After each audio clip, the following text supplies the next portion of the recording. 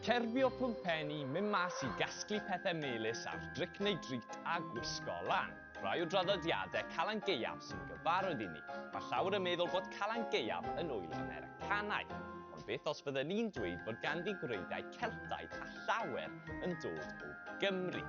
Yn wreiddiol, roedd Calan Gaeaf yn ŵyl Geltaidd yng ngogledd Ewrop. Ar noson ola mis Hydref, sef dechrau'r flwyddyn Geltaidd newydd, roedd y Celtiaid yn credu bod ysbrydion yn crwydro'r ddaear.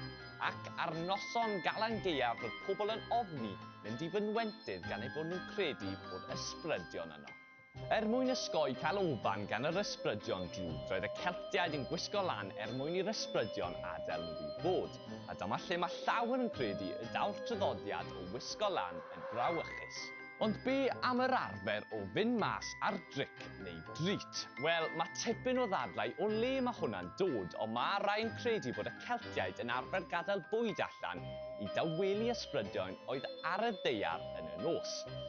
Roedd dylanwad America ar Calan Gaeaf neu Halloween yn fawr iawn, y Celtiaid oedd y cyntaf.